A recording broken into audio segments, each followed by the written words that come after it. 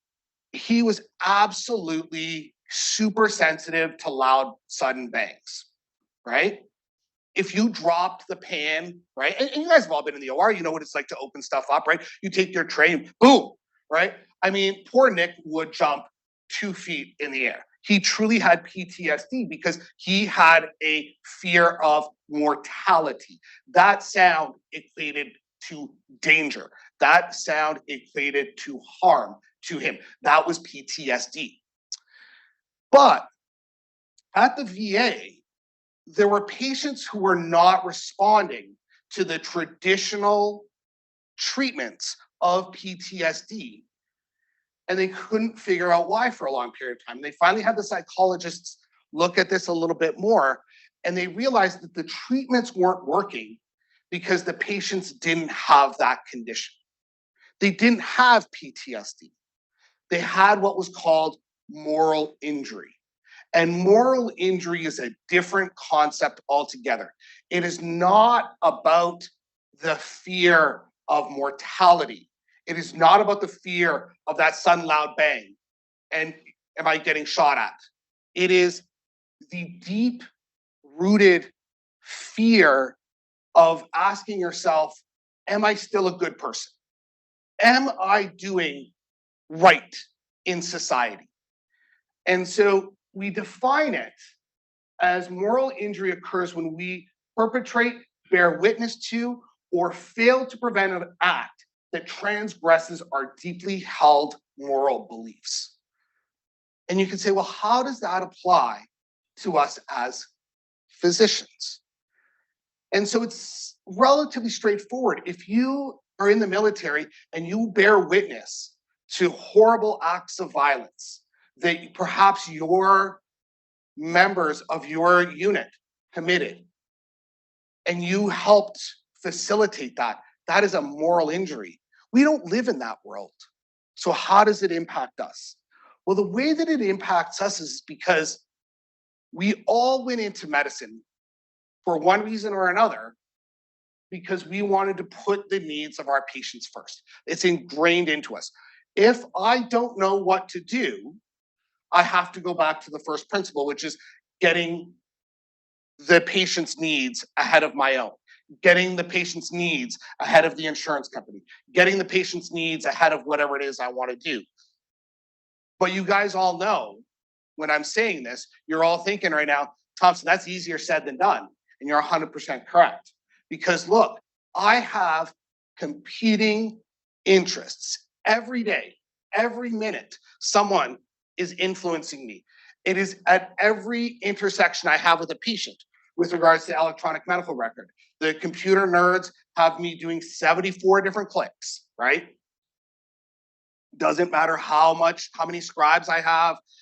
There's still some things in the EMR that I have to do and only I can do, right? So there's the EMR. There's the insurers. Now, for those of you who are residents, this doesn't, you're gonna learn, right? Can I get this surgery authorized? What is the process? How do I need to, and so we were talking a little bit yesterday, I'm a sports medicine surgeon. I do a lot of autologous chondrocyte implantation, so MACI, which is super challenging to get authorized because the implant is $50,000, right?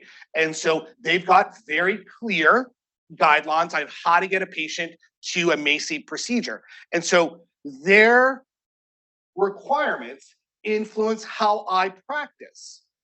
Because if I don't practice according to the way that they want me to do it, I'm not getting that surgery authorized. I can bang my head against the wall. I can cry foul. I can tell them that this is what the patient needs, and I won't get it.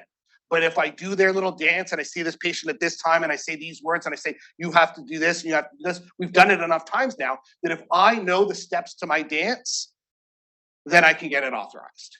But that is influencing how I practice medicine every day. There's the hospital. The hospital says, Thompson, you're doing too much surgery. You're not doing enough surgery. You're pushing the staff too hard. You're not pushing the staff hard enough. You're doing X, Y, and Z. Why aren't you making more money? Why aren't you doing this? Why aren't you doing that? So there's that constant chatter. There's the healthcare system. Hey, can you come down and cover clinic 2 hours away in a rural place once a week because they're tired of driving there to your office? Oh, sure, I'll just drive there instead, right? That's now 4 hours of my life away from my family.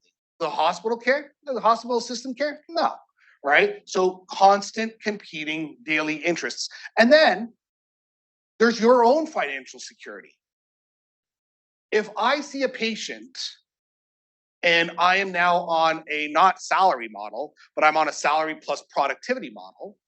So if there's the option of sitting there and the patient now has two equal choices going forward, one of which is a surgical option and one of which is continued non-operative management, it is easy to say, sure, let's do surgery. Why? I will get paid more if I do surgery on that person. Does that mean I should be doing unindicated surgery? Absolutely not. But if that doesn't go through your mind at least once, 2 or 3 times through the course of your career, you ain't doing it right. Or you're doing it so beautifully pure and holistic that you are an angel of medicine. But these constant competing interests every day, every minute of the day, they start to wear on you. And that is the sting of moral injustice. Every time, that just a little bit, right? This isn't one big thing. This isn't a big cudgel that comes down upon you. These are the constant little pokes at you. And that brings up this concept of moral injury. You bear witness to these microaggressions, these microtransgressions. And then finally, you're like, man, I just can't do my basic job, which is what we all want to do, which is to take care of my patient and get them better, period. Right? That's what we want to do. And that's what hurts. That's what makes it a challenge.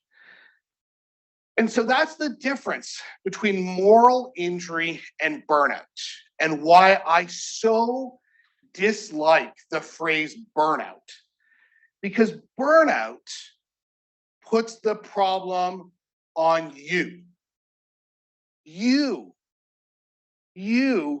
are deficient. You lack resources. You lack resilience to withstand the work environment. Because the problem is you are the solution. Every single one of these things that they put up in that Yellow Journal article is you.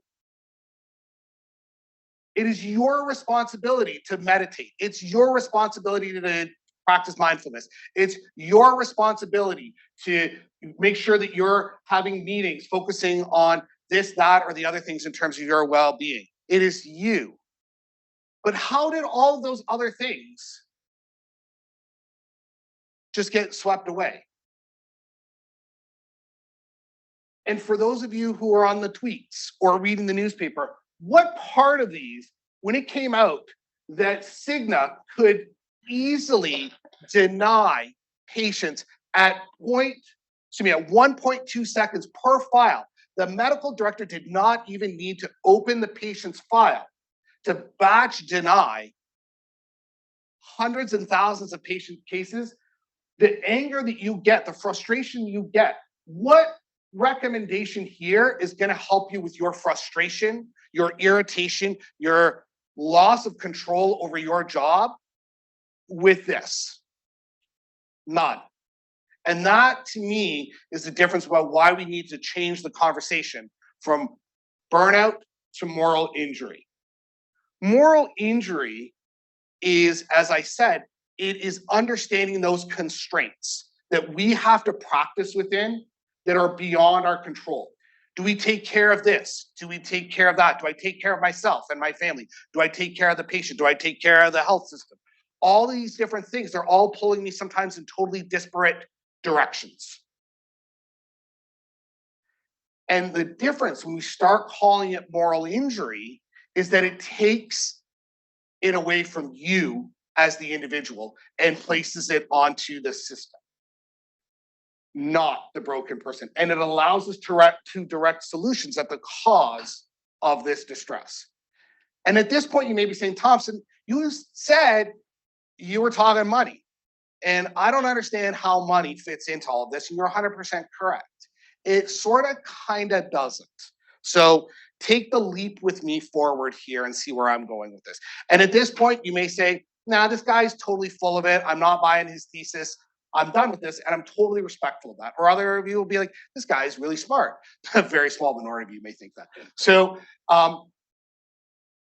this is one of my all-time favorite quotes. Physicians are smart, tough, durable, resourceful people. If there was a way to MacGyver themselves out of this situation by working harder, smarter, or differently, they would have done it already. It's goddamn true. Shitty ass leadership in hospital administration, I have seen time and time and time again, the people who are working at the ground level have manipulated it enough to make the solution work, despite the nonsense that comes from up on high. They MacGyver the solutions all the time, right? Like for me, I don't know what you guys have for OR preference cards. My preference cards are horrible.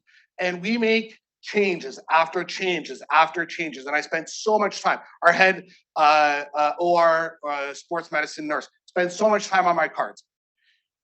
Nothing. They like get deleted, the changes. So finally, I made my whole goddamn cards. I literally like made a parallel card that I put up on the big screen that says, open these 6 things. These are the 4 sutures I need. This is the sequence of events. And this is how you need to set up your table, right? And that is my card. And I MacGyvered that because I got sick and goddamn tired of sending up the wrong stuff or not having the right stuff available, right? And this is how you manipulate the situation. I tried talking to the person who runs the cards, pounded my head a few times afterwards, and I was like, I give up on this. I'm just going to do it myself, and I'm MacGyver my way around it. And that's the issue with this. If we could have figured out how to solve all of this, we would have. And so we have 2 choices. But before we get to that, what I want to suppose to you is that this consequence of, do I take care of this? Do I take care of that? Do I help here? Do I do that? That fundamentally, to me, boils down to 3 words: loss of autonomy. Whether or not you agree, but if you believe with me and you take this trip with me that says this boils down to how you function as a surgeon, how you function as a physician, and that you are losing your autonomy,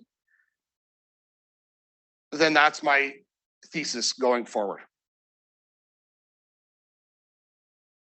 This is in here to illustrate to me the reduction of absurdity and how we fight burnout.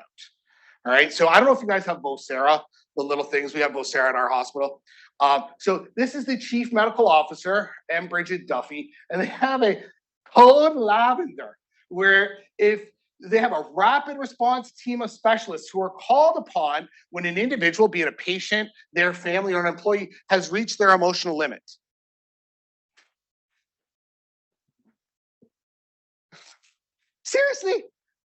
Seriously. I get a code lavender every time the wrong thing is in my room, right? And I'm tired, right? And 30 minutes later, they're gonna come down, you're gonna Miller, they're gonna like woof them up with like some lavender spray or whatever nonsense BS that they're gonna do. Sure, this may be great, right? And if your patient is dying and this is on the palliative care ward, fantastic, I totally agree with this. But is this real life? Really, do you think that this is going to make a massive ass impact to me at 7 p.m. when I'm like, my children are going to bed in 5 minutes, or I still need to get through these 6 referrals and understand where they need to go, right? There is no code lavender coming to Steve Thompson's office in Bangor, Maine, right? The solutions then kind of get down to 2. So you can either fight this problem or you can run away from it or manipulate it. You can rage against the machine all you want, or you can start to change your circumstances. And so there are some of you who are going to be like, well, which way is Thompson going in this conversation? Is he going to say, let's fight against and rage against the machine? No, don't have it. Don't have the fight. It's not in me. It may be in some of you guys. And God bless you. We need, if there are people in here right now who are like, I am going to devote the next 20 years of my life to raging against the machine, to understand the ego, the personalities, and navigate all that and get through all this, and I'm going to fight the good fight. God bless you. We need you. Get on it. I just want to be happy. I don't have it in me anymore. And the reason why I don't have it anymore is there's an old phrase from the military, allegedly. You can give your life to the army, but the army will not love you back. The hospital will not love you back. I had one of my partners, she was in my office. She had given her notice. And the way I run my practice is if you're leaving, and there's normal turnover, right? If you're leaving, you're leaving. I appreciate it, but you're done, right? I mean, that's a big step to cross over. Say, if you submit your resignation, you're done. We wanted her to stay. She was a great partner. She was really important to our practice. And she finally walked in at the end when she was kind of, maybe I'm changing my mind. I'm not quite sure. And she walked into my office and I said, hey, Hannah, what's going on? She said, I'm leaving. Said, okay, well, let's talk about the administrative steps that you need to take when you resign. The hospital must do the following 10 steps. The Board of Medicine requires us to notify your patients. These are the things. Let's start talking about it. Let's see how we're getting to care for your patients while you are gone. But I said that she was kind of on the edge. And so talked. What I thought was going to be like a 10-minute, all right, you're leaving. I know you're leaving. I just need to tidy this up and you're done. An hour and a half later, she loved the hospital. She was so pissed that it didn't love her back. She had given everything. She's an orthopedic musculoskeletal oncologist. And so very bought into it all. I love my patients. I'm not getting the support. And we talked about how that you need to be your own person and that you need to function yourself. And so moving forward in the rest of this talk, this is where we're going through all this. So I want to give you my 3 lessons that I personally have learned. This isn't really financial advice, right? My usual disclaimers, right? I'm not a CFA, I'm not a CPA. Don't take all this with a grain of salt. A lot of this is reduced down to more conversational. The devil, of course, is in the details, but hopefully it'll inspire you. I love this book. The highest form of wealth is the ability to wake up every morning and say, I can do whatever I want today. Not money, wealth. I can do whatever it is I want to do today. If I want to operate on 30 people and run 5 rooms because I have the ability, fantastic. If I want to wake up and fly to Hawaii, I can do that. That's the highest form of wealth, is being able to control your time. But let's think about that for a minute. Are you saying, Thompson, that your solution is just you need more money? Is that what you're saying? And the answer is no, not necessarily. Because what may be a lot of money for you may not be a lot of money for me, and vice versa. So are we happier today? Let's take this example. Let me tell you the story. Are we happier today compared to where we were in the 1950s? The United States is, without question, the richest country in the world. But 2019, and I like the fact that this is 2019 because it doesn't have any of the COVID nonsense. Gallup does a yearly poll, and I looked at this year's statistics. They were too messy. The 2019 are a little bit more clean. This is a headline from 2019. Americans are amongst the most stressed people in the world from the Gallup poll. Gallup surveys 150,000 people across the world. In the United States, 45% felt a lot of worry yesterday. The rest of the world, only 39%. I felt a lot of stress yesterday. 55% responded yes in the United States. The rest of the world average was only 35%. That includes Afghanistan, that includes Uganda, that includes all sorts of other unhappy places on earth, all right? So is it the money? Our average adjusted for inflation income in the 1950s was under $40,000. The average size of a house in 1955 was 960 square feet. One bathroom. Average. 2017, our average median income now is $75,000. The average size of an American home now is 2,500 square feet. And are we any happier? Was it the money that made us better? Let me tell you another story. So, John D. Rockefeller, president of Standard Oil, arguably one of the most successful businessmen ever. If you took his wealth and put it into today's dollars, it would far eclipse Elon Musk, it would far eclipse Jeff Bezos. Rockefeller was a weird dude. Rockefeller didn't speak much. Rockefeller often sat in meetings, nothing. Imagine going to a meeting with Dr. Chabra. Just sat there, nothing. That never happened. I know Bobby very well. You go to a meeting with Dr. Chabra and he's just sitting there. And so there was this one guy who knew Mr. Rockefeller. And Mr. Rockefeller, they asked him to say, Mr. Rockefeller, why aren't you talking? And so what Mr. Rockefeller would say, and like I said, he was a strange dude. All right. Put it in today's terms, right? I mean, you guys know Elon Musk, a weird dude, Jeff Bezos, probably weird dude. All those guys are kind of weird dudes. But imagine this guy sitting, in the late 1800s in a ginormous top hat, ginormous boardroom, and he would rattle off this children's rhyme that was popular at the time. A wise old owl sat on an oak. The more he saw, the less he spoke. The less he spoke, the more he heard. Why can't we be like that old wise bird? And that's what he would do. Imagine that. You're sitting there trying to have a business meeting on how to take over and create one of the most financially so successful that our whole system now on finance and regulation is based on how successful he was and controlling his success and market dominance, right? Like why you can't do stuff is because he was so good at it. And he rattles off that poem. What does that mean? And so what that means is this. His job at that time was very strange. His job before the turn of the century was to think. His job wasn't to labor. His job wasn't to be in the cornfield or building train tracks or building anything like that. His job was to think.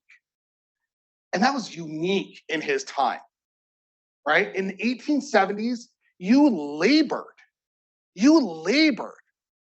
45% agriculture, 35% were in crafts or manufacturing. And nowadays, look at it's reversed. The same proportion of same proportion of individuals who used to labor are thinking.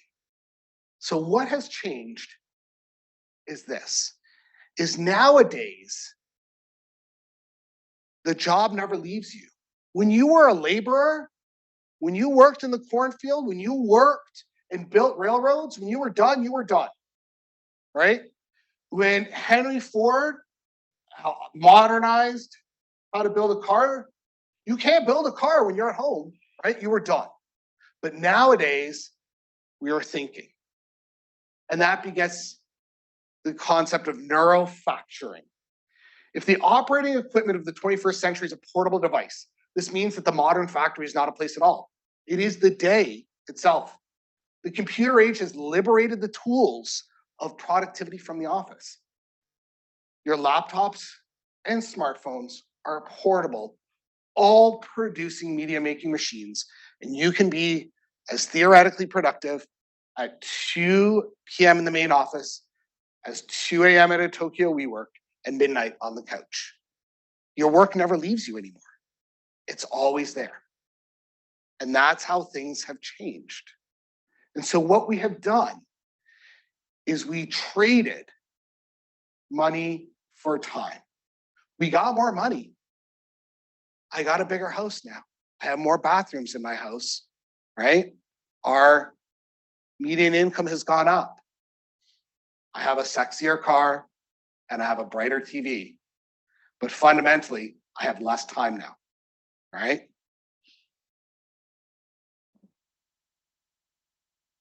Angus Campbell was a psychologist at the University of Michigan. And he studied what makes you happy. Lots of people have studied what makes you happy, right? It's elusive. He looked at so many different things. He looked at income, he looked at geography, he looked at education, he looked at sex life, he looked at every conceivable everything that you could look at.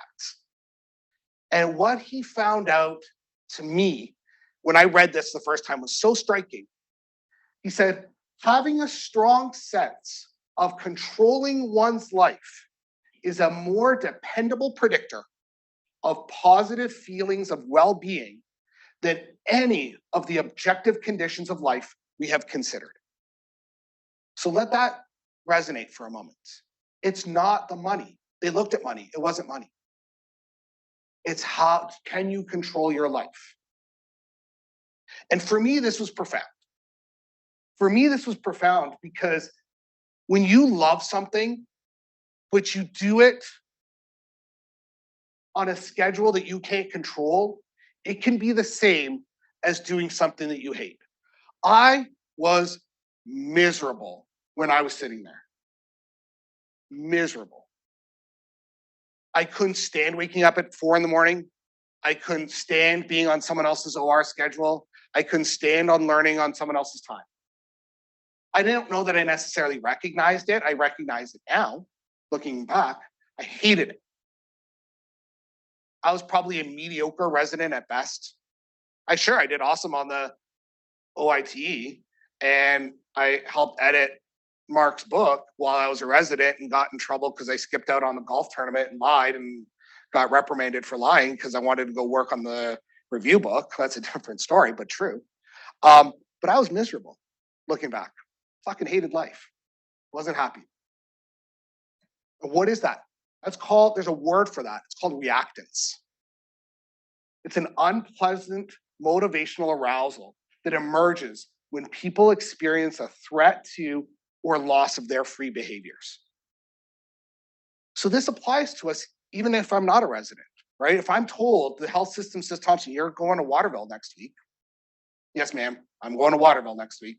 I guess that's what I'm doing, right? And so how we can get control, if I can control my life. Now, thankfully, I know the health system is not coming to Thompson and saying, hey, you need to go to Waterville, because I'm actually the guy who really legitimately would probably make that decision, right? So I have got myself into a point in my career where I can control that. So I am happier because I can control my own circumstances, knock on wood, right? But I don't know, maybe hospital leadership changes. Maybe someone else comes in. Maybe there's a new chief medical officer who's like, nah, I don't care what you think, you're still going. And at the end of the day, my contract says I report to the chief medical officer.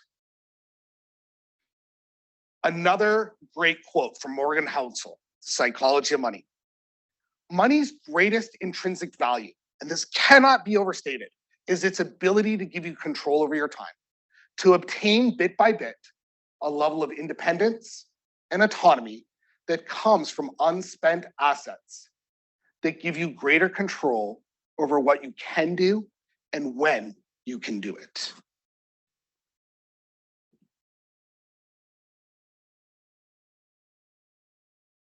Taxes and money. So if we get to this point, you say, all right, well, I need some degree of money. I need some degree of autonomy. How am I going to get this? So let me tell you this story. I live in Bangor, Maine, as I have said once or twice. You may not know this, but Bangor, Maine, allegedly, is not only the home to Stephen King, but also the spiritual home and perhaps the real home of Paul Bunyan. And so that is Paul Bunyan. And so I'm living in Bangor, Maine, and this is 6 or 7 years ago now. And I'm a surgeon and I do surgery. And that's what I did. And I have no residents, I have no fellows, I don't really teach, but I wanted to. And Mark knew, Bobby knew. I mean, I was happy enough, right? I told a story at dinner last night. I took, like, how did you end up in Bangor, Maine? Well, um, it was a job. And at that point in my life, I had a newborn, and my life consisted of going to hospital, going to Target, going to the grocery store, and coming home. And Bangor, Maine has a Target. So that's all I needed, right? I didn't care because that was my circle of influence. That was it, right? And they're like, Thompson, we're gonna give you $500,000. You don't really have to take call. You get to do 100% sports medicine. And I'm like, dude, I grew up in Canada. Sure, I lived in Australia for a while, but I grew up in Canada. I can withstand the winters here. It'll be fine, right? No big deal. And that's what we did. And I was happy to a point, but I was looking for something else. So Mark calls me up. He says, Thompson, there's a job. It's not advertised at Fancy Academic Center X. You guys would all know exactly where this is. He says, I want you to apply. They're not advertising it. It's real subtle. I said, yes, sir. So phone call, interview 1, interview 2. I love the job. Really like it. Talked to Bobby at length about it. Talked to Steve Brockmeyer. Steve's not here. About it. Really liked it. And then I got to a point, though, it was really weird because they never talked money at all. Ever. And I'm finally at my second interview. And I'm at my second interview, and I sit down with the business guy. All right. So for you guys who haven't had a job conversation yet, you get to talk to the money guy. Now, maybe here, Bobby's the money guy. At my hospital, even though I'm the person who says, sure, I want to hire this guy, I actually have almost no influence over your money. Your money actually goes to our chief operating officer, right? You have that conversation with the vice president of physician services. So I don't negotiate the contract. So I get to sit down and I have a conversation, and at this point, we finally, like, I almost had to press him. I was like, what is the salary here? I need to know the terms of this, right? Like, I'm looking at houses and I'm like, well, can I even afford this? What money? And so I said to him, I said, my base salary right now is $595,000. And he looks at me and he almost laughed and he says, Steve, our spine guys don't even make that much. I was like, okay, so you're saying that that's like not really an attainable number? He said, well, maybe if in a few years you did this and that. And I never actually, beyond that, I never actually even know, still to this day, what that job was paying. Was it $200, $300, $400? It wasn't $500,000, right? And so I was prepared, and I think I would have legitimately taken the salary cut because I liked the job. But every time a door has closed on me, I have started to learn it's an opportunity to go into a window somewhere else. And so I started to think and I started to reflect because they said no to me, right? They hired someone else. And okay, that's fine. What can I do about my own situation? My marriage was mediocre. Things were not good. Went to counseling.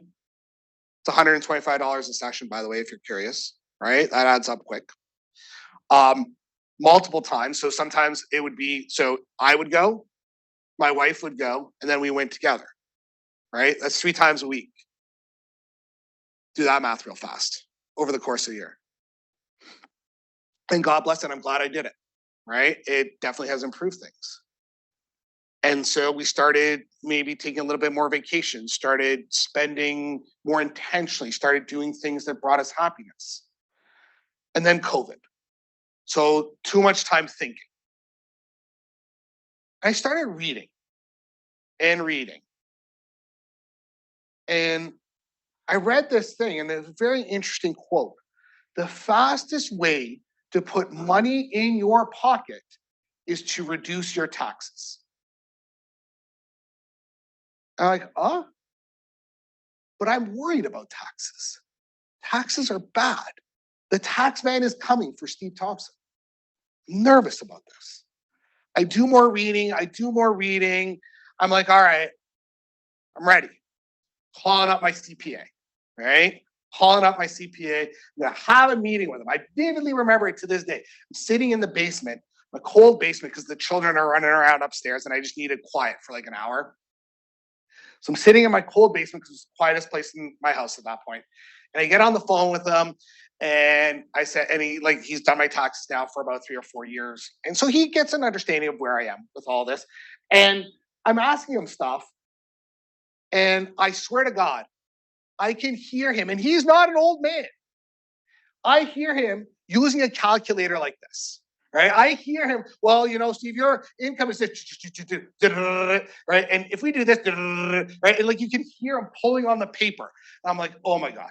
And so he says, well, you're a W-2 employee, and these are your 3 things you could do. You need to maximize your retirement. You need to do this, and you need to do that, and that's it. You're not reducing your taxes. They are what they are. Good luck. I said, but John, I read all this other stuff. It says I can do that. He goes, nah, you can't really do that. And so I was pissed. I was pissed because I thought that I had invested all this time. By the way, that conversation cost me $150. I was pissed. I had spent all this time. I thought I developed enough knowledge. I'm saying, look, if I do these 4 things, could I potentially reduce my tax burden, right? I can't operate anymore right now. I can't see any more patients. I can't bring up my income, but apparently I can reduce my taxes. And he's like, no, Thompson, you can't. And I legitimately was like, well, that's true. Where the rubber meets the road, like I can tell you all this stuff, but it's not until you yourselves are meeting with your accountant that that's where it's real. So I was frustrated. But Mark and I were talking about this morning. When you get punched, you get hit, the strongest of us stand back up. And you're like, I'm ready. I'll find someone else. I got to fight back. And that's basically, I got punched. And I'm like, nah. So I fired him. I found a new dude. And I found this new dude, no kidding, on the internet through reviews about CPAs who are good at real estate. And we'll get into that in a little bit. So I fired that guy. I got a new guy. And this is a quote from a very long time ago. Judge Learned Hand. This is from the turn of the century, last century. Over and over again, the courts have said that there's nothing sinister in so arranging your affairs as to keep taxes as low as possible. Everyone does it, rich and poor alike, and all do right, for nobody owes any public duty to pay more than the tax law demands. And this to me was really interesting in the reading that I was doing because I was/am paranoid about going afoul of tax law, right? But the more I read, the more I learned, it's not nefarious. The tax law is not a penal code. This is the tax law. The tax law is almost 6,000 pages. Okay? You see that green? 35 pages. 35 pages of the tax law are devoted to how to raise income for the federal finance, for the Treasury. 35 pages. 99.5% of it is how to reduce your tax burden.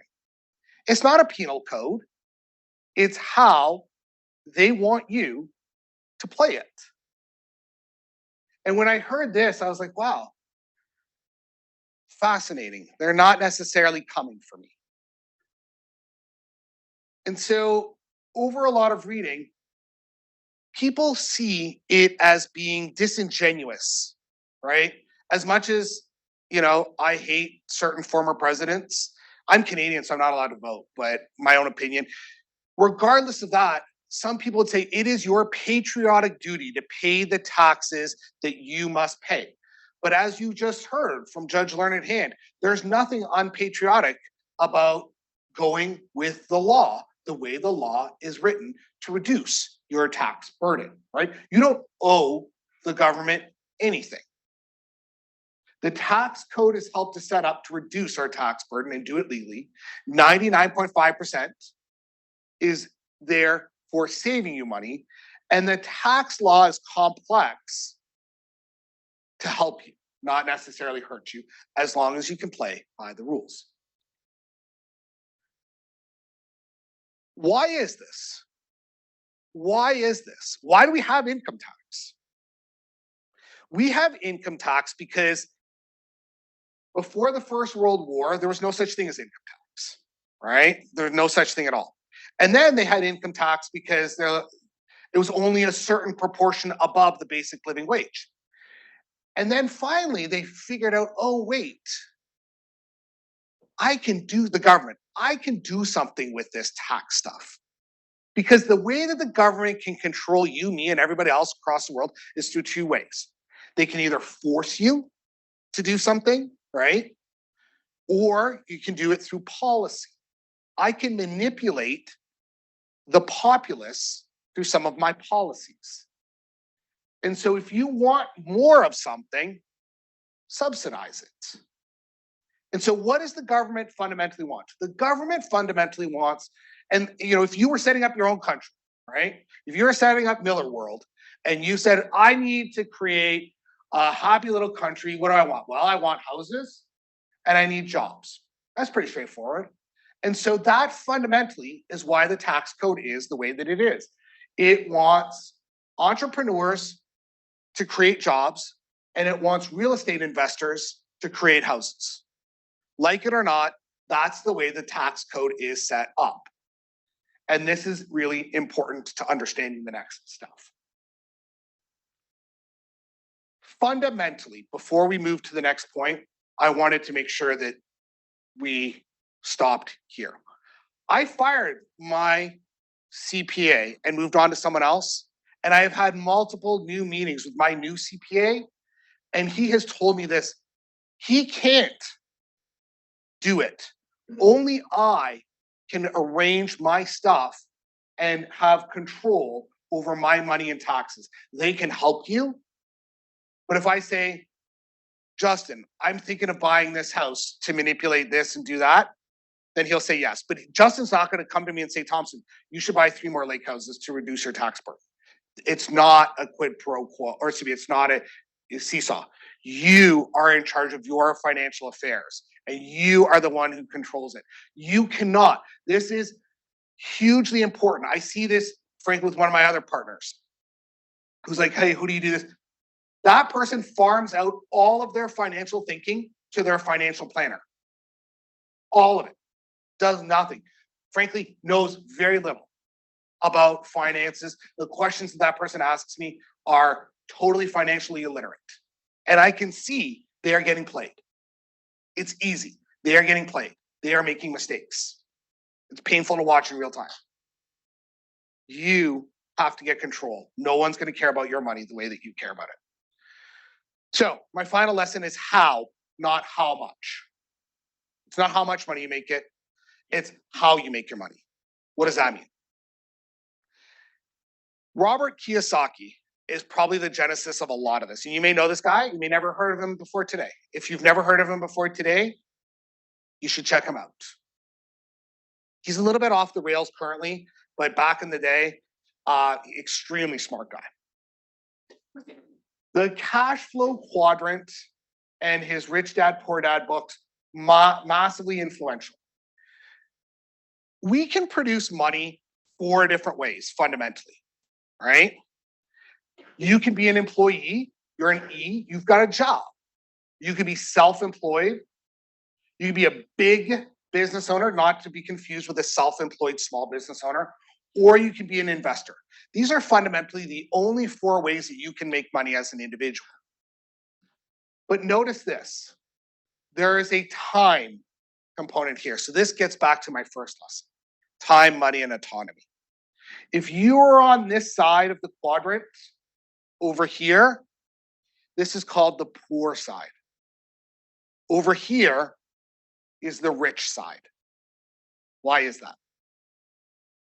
Because of two things, time and taxes. On this side, time, you're trading your time for money. So Steve Thompson goes to work, runs 2 rooms, does his 10 cases, gets in at 7 a.m., goes home at 6 p.m., sees his children for half an hour before they go to bed. Have I made money? Yes. Have I done well? Yes. Did I not see my children? Yes. Did I trade time for money? Yes. If Steve Thompson is here today, not making money, right? I am trading my time, my effort for income. If I am self-employed, the same is true, except I own the job. If I move over here now, if I'm Dr. Rothman not even alive anymore, I don't think, but Dr. Rothman owned a system. He got 400 orthopedic surgeons. He owned a system. And he was a business owner. He was not trading time for money. And then finally, if you are an investor, your money is always working for you. And so you can see only 5% of the world lives on this half, but it's where 95% of the wealth comes from. 95% of us will live on that side, but that's only where 5% of the wealth is in the world. And so Warren Buffett said, if you don't find a way to make money while you sleep, you will work until you die. So how do we make money while we sleep?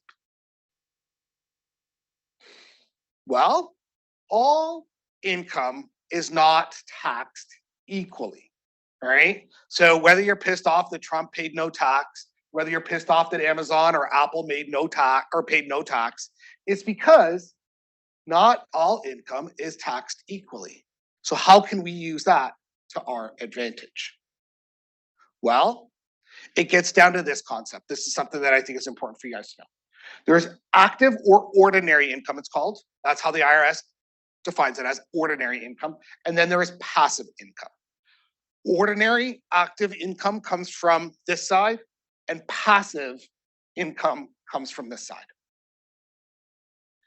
Hourly wage, salary, commission, tips, consulting, freelance work, that's all regular income. Regular income is the worst money to earn. It is how you are earning your money. It is taxed at the highest rate of anything that we tax in the United States, 37%. Right? 35%. And then on top of that, FICA, more, right? Lots more.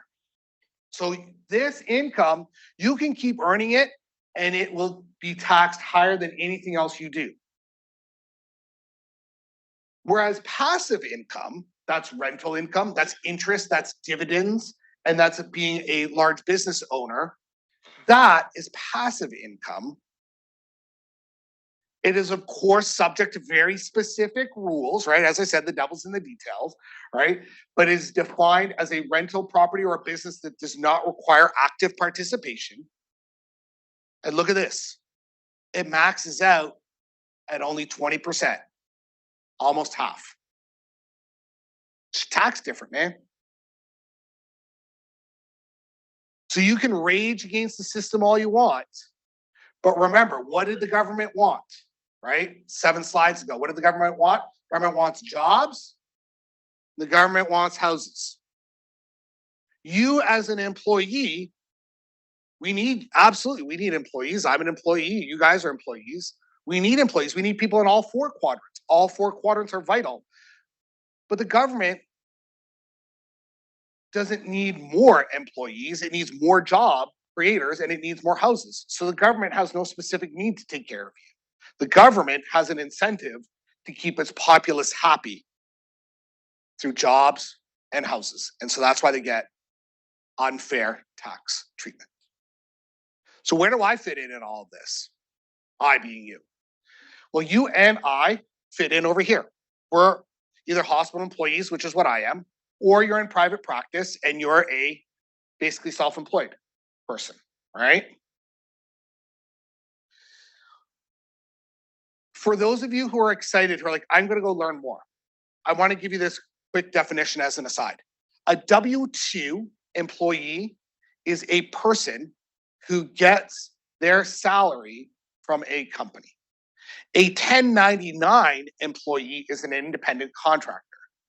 So if you go onto a website and they're like, 5 ways a W-2 physician can lower their taxes, you're like, what the hell is a W-2 physician? Right? That's short form for a salaried physician, right? And a W-2 employee, that's what my accountant said with it, right? He's like, you're a W-2 employee, Thompson. And I didn't even truly understand that when he told it to me, other than being mad. And he's like, you can't really reduce your taxes, which is true, right? Being a 1099 independent contractor does confer additional tax benefits, and you should all have a 1099 side hustle. That's a little bit of a conversation for a different day, but just so that you understand where things are with this. So our job is, even though we're going to stay here, right? No one is going to become an orthopedic surgeon and not try to be an orthopedic surgeon. Very few of us, if any of us, are going to truly build a huge business, right? We're not going to be Dr. Rothman, right? We're not. So ignore this, really. So our goal is to get from this side and move to here, if at all possible. Because that is where we will now trade our time and money and equal it out. So how do we put this all together? So this is kind of a summary. If I can decrease my burnout or moral injury, I can increase my autonomy by having enough money to do with my time what it is that I want to do. If I can reduce my taxes, I will have more money. And if I can be in a system or a quadrant that doesn't allow me to trade my time for money, then I am happier. I can work and earn as much money as I can earn, but I won't see my children. I won't see my wife. If I can get his time and get my money working for me, now I can take control of my life. There are multiple places to learn about all of this stuff, right? And some of the stuff is, well, what's better, right? 401k, real estate, all this sort of information. And I thought this was somewhat profound, because this is what we're taught, right? If you are a saver, be very careful, especially if you are saving money in a bank or a retirement plan. In general, savers are losers, right? And this is written well before the way inflation was in the last 3 years, right? Saving is often a strategy for people who do not want to learn anything. You see, it takes no financial intelligence to save. You can train a monkey to save. The risk in saving is that you learn little. And if your savings are wiped out, either by market decline or devaluation of money supply, you wind up with the worst. No money and no education, right? So why is Thompson a Canadian in the United States? Because so many of the older orthopedic surgeons in Canada got wiped out during the last financial crisis. They didn't have any money because all their money was saved. They lost it all because they didn't time the market. They didn't time the market. Are you going to time the market? No, you're not going to time the market. You're not that smart. I'm not that smart. None of us are that smart. So the point here is that why are you playing a game that you may not win? There's a game that you can win. And so the game that I think that I can win at is rentals. So if we think about real estate, you can divide it into 4 sort of areas. Real estate, short-term, long-term, syndications, and real estate investment trusts. This goes from the highest amount of work to the least amount of work. And remember, I said there's 2 different things the government wants. It wants jobs and it wants housing. Well, I'm not building a new business. It's just not in me. But I can provide housing. I can do that. And so there's going to be some tax consequences. Let's talk about it. All of real estate comes down to depreciation. Depreciation is a deduction that you get that is what occurs as your value of your property loses its integrity, so to speak, right? It's an allowance for the wear and tear, deterioration, or obsolescence of the property. And this is what allowed Trump never to pay taxes. Depreciation. It's one of the kings of tax law. And this is where I said my colleague is getting played. My colleague is making poor financial decisions because my colleague does not understand this. And I've seen it on discussion boards, right? Bear with me this truth. Passive losses, right? So if I have depreciation, right, I can say, wow, my property lost $100,000 in depreciation. It can only offset passive income. So if I have $50,000 in rental income and $100,000 in passive losses, great. But I can't have all this depreciation, all this loss, and have it somehow offset my active W-2 income. Can't do it.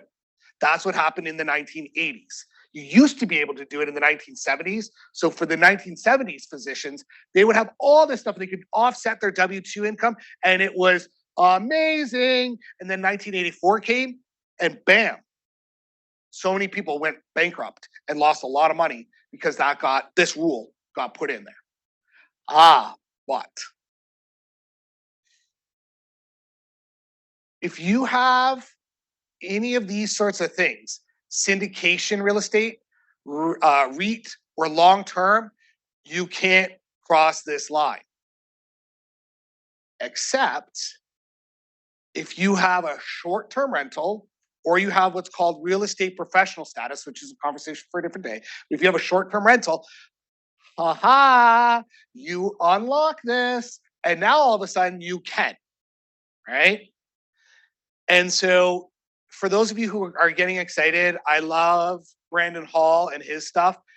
It is truly a loophole, and they say very specifically they don't use the word lightly, but if you have a property with an average stay of 7 days or less, it is a business activity. It is not a rental activity, because the IRS defines rental activities as passive by definition. But if your average stay is under 7 days, it's just business. And if it's just business, it's not passive anymore. It's active.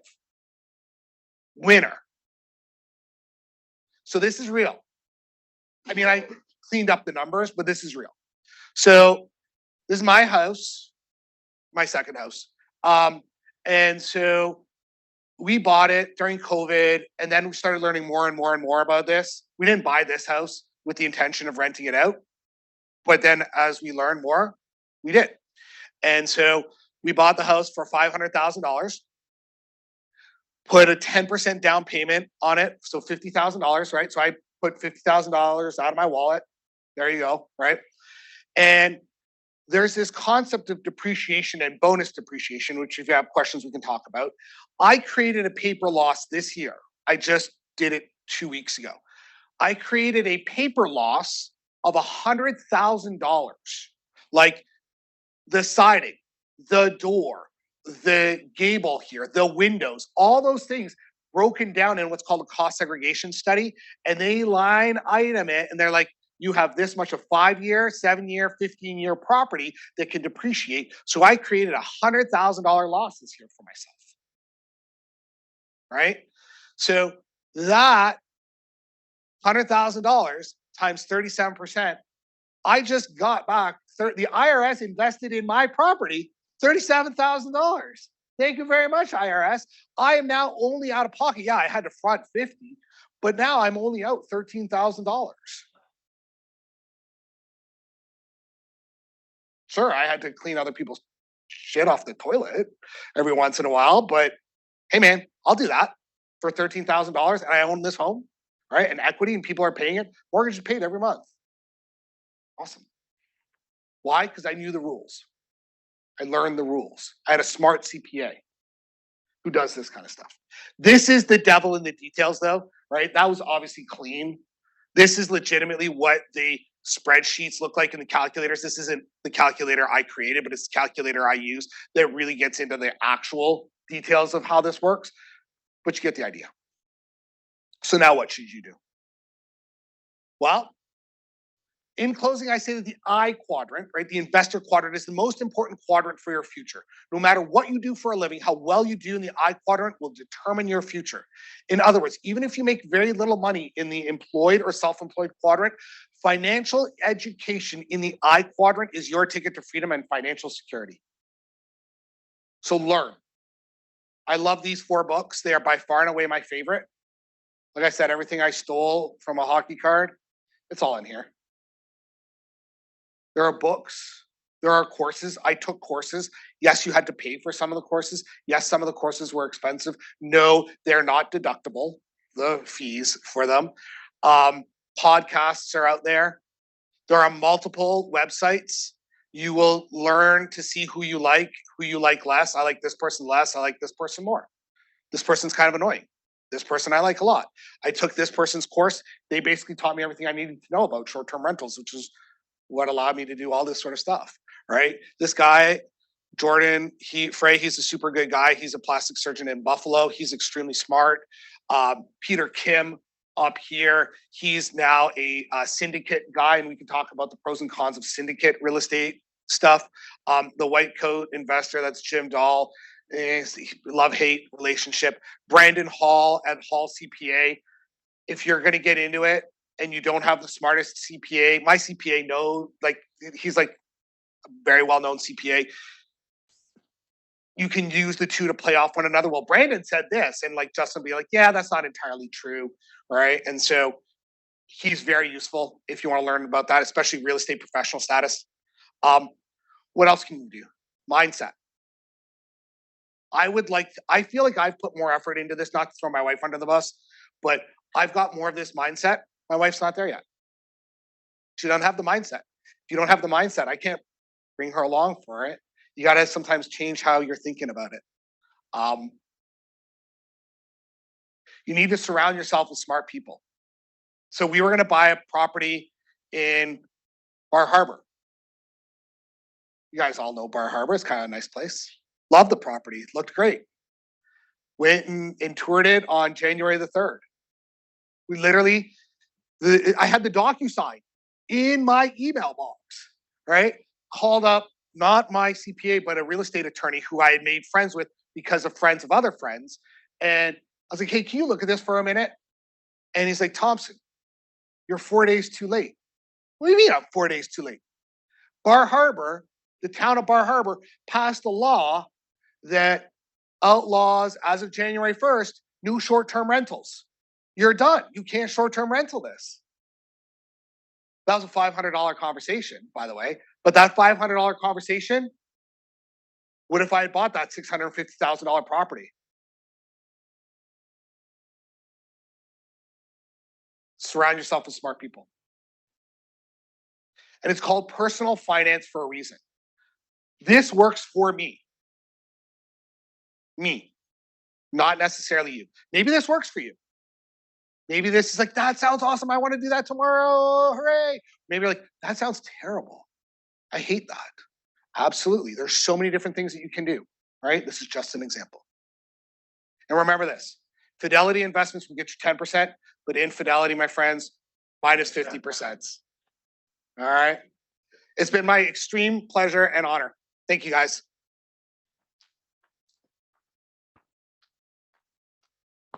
All right, thanks, Steve. So we have some time here, and this is a bit off the beaten track as far as academic discussions, but it's probably more important than most academic lectures you'll hear. So if we have questions, please feel free to ask. Come on now. Yes, Shep. Shep, how are you? Steve, how are you? Good. Nice to see you. I got a better idea how you're doing now. Yeah, that's right. You and I also had lots. Yeah. A lot, almost all of what you were into today was me and I, mindset, etc. What about teamwork? Where does that fit into the good life? Oh, I think without question, teamwork is important. I guess that's, you don't choose your teammates. Your teammates are chosen for you. So I feel like if you're more about my mindset and how I can react to others, and you focus on me, then the external influences that are coming at you, you can self-regulate, right? I mean, I absolutely don't disagree with you that having a better working environment, a better team environment will absolutely cause you to burn out less, have less moral injury without question. This is more my own internal, for lack of a better word, resilience. Ironic. You said before that, like when you were in our shoes, you were kind of miserable. Miserable. I'm not. Good. But We can make you miserable.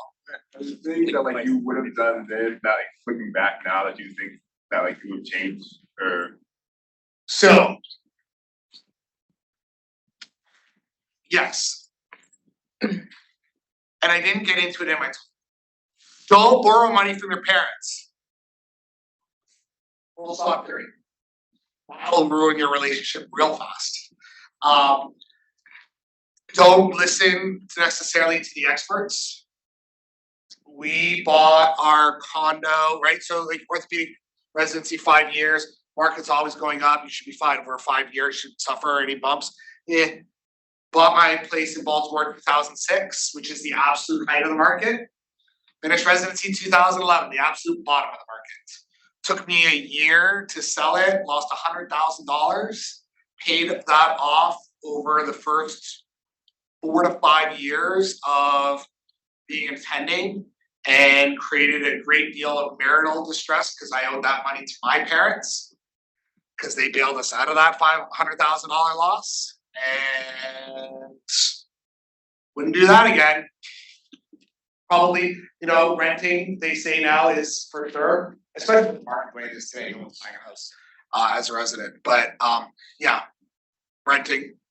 I don't know. I mean, and just being aware, learning any of this stuff, right? I do think, so Jordan Frey, the prudent plastic surgeon,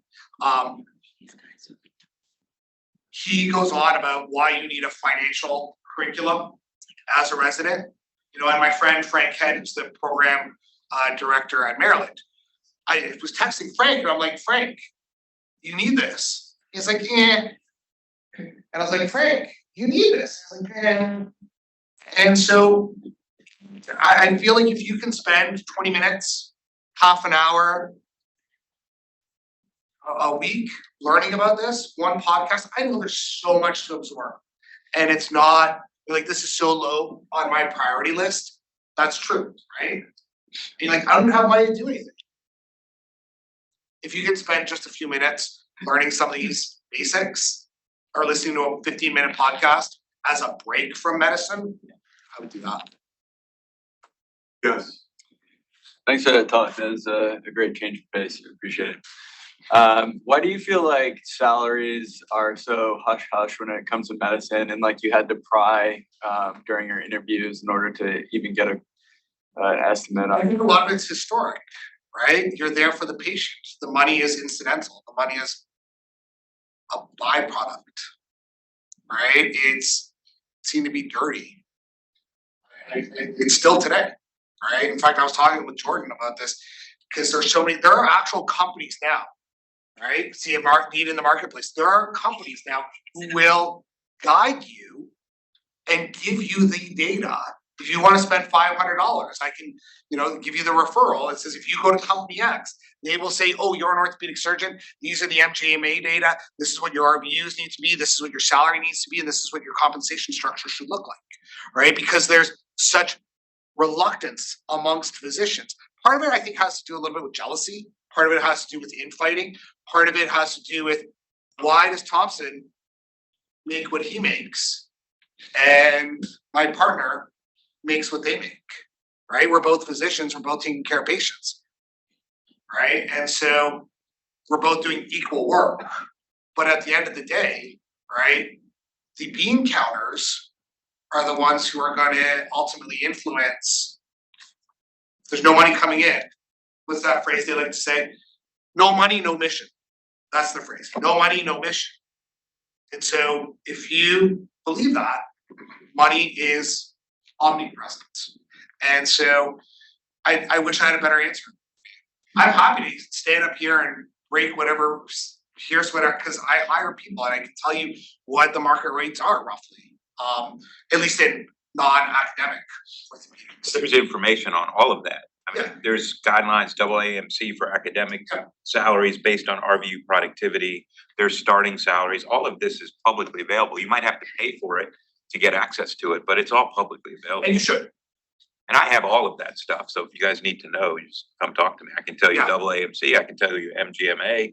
You know, I negotiate salaries every day. So that information is there. It's not hush hush. You can go in and say, this is the expectation. Yep. But they'll say, okay, you need to generate this many RVUs. The problem you run into is you can't generate those RVUs without support. And when you don't generate those RVUs, guess what happens to your income? They either fire you or they reduce it. So if you buy a multi-million-dollar house based on this level of income, and then all of a sudden you don't generate the RVUs, guess what's gonna happen to you? You're gonna be very house poor. Yeah, to his credit, Dr. Chalker has been very transparent about people's income, and so, you know, people are gonna find out anyway, you might as well be transparent. Here's the secret, not this thing. If you wanna know someone's income and they're pretty high, it's Form 990 Finder. Form 990 Finder, if you're a hospital, if you're a nonprofit employee, there's a Form 990 that you need, that the government, or excuse me, that your organization needs to submit to the IRS. It's publicly available, that lists all the corporate board members and their 5 highest compensated employees. And they have to disclose that. So Steve Thompson, for the last 5 years, has had to sign that disclosure as one of the top 5 compensated employees of Northern Lancashire Medical School. And so, as far as I get, like, I better be belligerent because my salary is public knowledge. The OR staff know, like, they're not quite openly poking me about it, but they're like, Thompson, we see what your salary is, we know what it is, right? And you're in here poking us along. Right? How come you're not spreading the wealth a little bit more? So there are ways, and you guys were very fortunate with Dr. Chabra to have that openness because many places it's extremely hush. And the conversations are quiet. Absolutely. If you can look at yourself, this is the stuff that we don't talk enough about, right? Dr. Chabra does this every day. That's his job, right? Is to talk salary, to talk numbers, to talk all these different things. But we don't talk about them in this forum because they're very individual and they're personal. And frankly, that stuff is a little bit, in some regards, confidential because that's your personal finance, right? Someone's not gonna wanna know what John Smith is making because that's kind of their information. But they can talk on broad trends. Like John Smith should make $250,000 for John Smith's level of productivity, which is X RVUs. Okay, so I wanna counter something you Sure. said. So yesterday's Daily Progress had the top 10 earners at UVA. And Dr. Ken is the highest earner after Tony Bennett and Tony Elliott, right? But there's not a single physician on that list because of one thing, because we have and there's so much loyalty. The University of Virginia Physicians Group, which you know I was president of for 5 years, we're an independent 501(c), so we're not subject to FOIA, the Freedom of Information Act. So our salaries are protected and are not available. Because can you imagine in a small community like this, if everyone knows what money you're making and they live next door to you? So Yeah, the Form 990 only works for a few. yes, because we are protected and that's why we will live and die to protect the physicians organization. Because as soon as we become employed physicians, all of your salaries are all over the paper. Yes, and that's as a state employee, yes. See, if you don't understand a situation, follow the money. If you don't understand why something's happening, follow the money. It's one comment about medicine is where it is currently at because we gave up control a long time ago. We wanted lawyers to do our bidding. We wanted administrators, non-clinicians to negotiate our contracts because all we wanted to do was take care of patients. And that was the biggest mistake I think we made as a profession.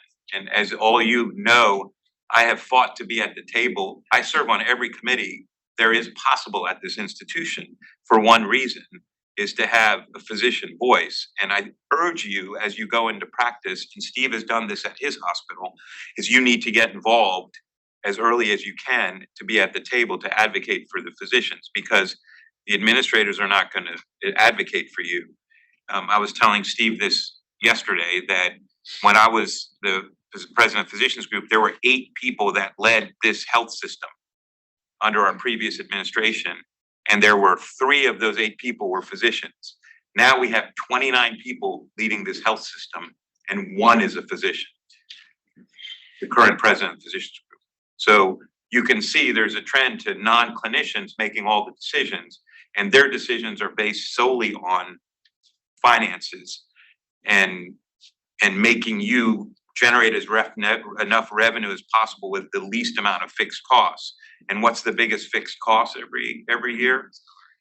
Labor, right? Staff. So think about that as you move forward. This talk is fantastic, Steve, thank you.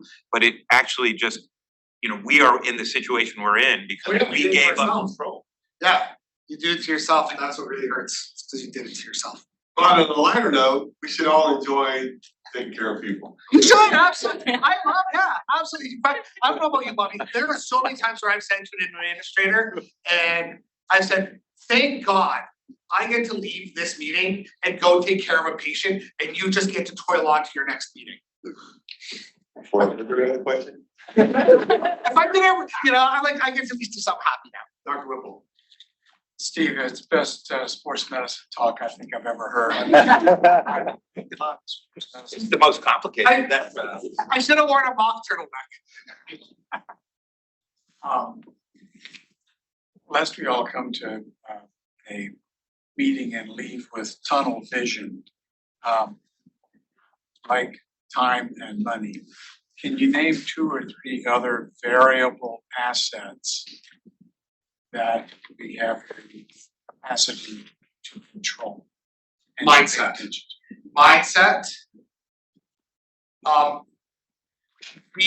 There's this equation.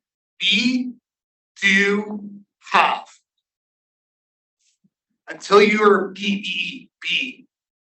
If you can't control your mindset, then you can't do, and you certainly can't have.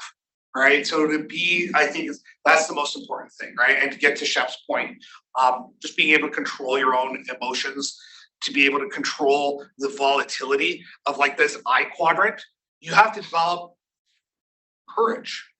Sometimes you're going to lose stuff. Mark and I were talking about this at dinner the other day. You're going to lose sometimes, but you're not a loser. Just lost a little. All right, last question, Emmanuel. It sounds like we don't have a whole lot of leverage against hospital systems aside from leaving. And throughout COVID, it kind of became apparent that the less employees are available, the more willing hospital administration is to curb to their demands, right? Paying $120,000 for X-ray tech per hour, right? Just because there aren't enough around. So are we harming ourselves? When I applied to the orthopedic match, we had 727 spots. This year we had 900 spots. By constantly increasing the amount of orthopedic surgeons available for hospitals, are we harming ourselves? Should we be? No, there was a study. I better put a JBJS plug in. So there was a study for the JBJS just like last week or a couple weeks ago. I think it was the Cleveland Clinic group, or it may have been the Rothman group, one or the other. They basically said there's not enough total joint surgeons out there to do the work for the next 15, 20, 30 years for joint replacements. So, and they love orthopedic surgeons, right? There are so many, even in my health system, all of these little individual hospitals all want their own orthopedic surgeon because they are a cash cow, frankly, right? And so I don't think that we are not overproducing. I don't think that we're not in that situation. Canada, different story. We are definitely overproducing, but again, conversation for a different day. Ourselves? Yeah, physicians entirely have undervalued themselves as a whole profession. Look at your pediatrician colleagues. Look at the cognitive. My God, I would have been run out of the room in the infectious disease room by now, right? Because those guys make half a lot of the times, right? The pediatrician average salary is almost what my physician assistant makes, right? I had a physician assistant once apply to a job. he was a physician assistant in West Palm Beach, Florida. And so we liked him, and he's like, all right, well, I'm currently making $200,000. I'm like, that's fantastic. You should never leave your job because you'll never make that anywhere else on earth, right? But that PA is making more than a pediatrician. We absolutely, and as Bobby said, we did it to ourselves. We did it to ourselves, right? We need to value ourselves more highly, because at the end of the day, we can't we can't care for patients without being a surgeon, right? You, Oh, sweating. right.